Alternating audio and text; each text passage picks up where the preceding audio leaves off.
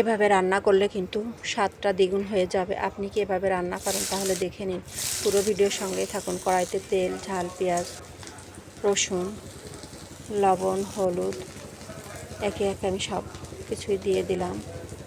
দিয়ে এবার আমি মশলাটাকে ভালো করে একটু নেড়ে চেড়ে কষিয়ে নিব। নিয়ে অল্প করে একটু পানি দিব।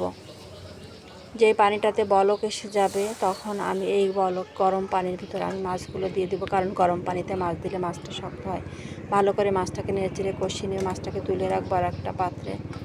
একে একে আমি সব মাছগুলোই তুলে রাখলাম। এ ধরনের ভিডিও যদি আপনাদের ভালো লাগে অবশ্যই লাইক, কমেন্ট, শেয়ার করতে ভুলবেন না, পাশে থাকবেন।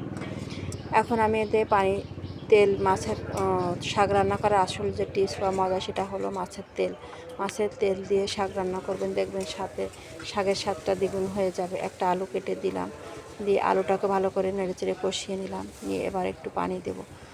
শাকটা আমি ঝোলে দিব, অল্প করে পানি দিব, কারণ চাল কুমড়া শাকে বেশি পানি লাগে না। আমি আজকে চাল কুমড়া শাক রান্না করতেছি। এখন আমি ধুয়ে রাখা শাকটা দিয়ে দিলাম কড়াইতে। সব শাকগুলো দেওয়ার পরে আমি নাড়াচাড়া দিব না আগে। এখন আমি ঢাকনা দিয়ে ঢেকে দিব।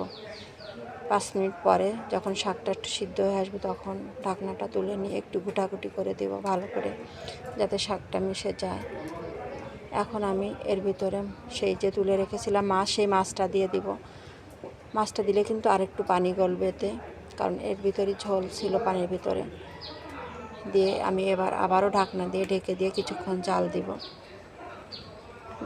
ঢাকনা দিয়ে ঢেকে দিয়ে জাল দিব। এ পর্যায়ে আমার শাকটা কিন্তু হয়ে গেল। লবণ খেয়ে দেখলাম একটু কম আছে, তাই আবার একটু লবণ দিলাম এবং কয়েক ফালি কাঁচা ঝাল দিয়ে দিলাম। আমার রান্নাটা হয়ে গেল। এখন আমি একটা সার্ভিং ডিশে এটা তুলে নেব। সবাই ভালো থাকবেন। আল্লাহ হাফেজ। এ ধরনের রেসিপি পেতে আমার পেজটিকে ফলো করুন।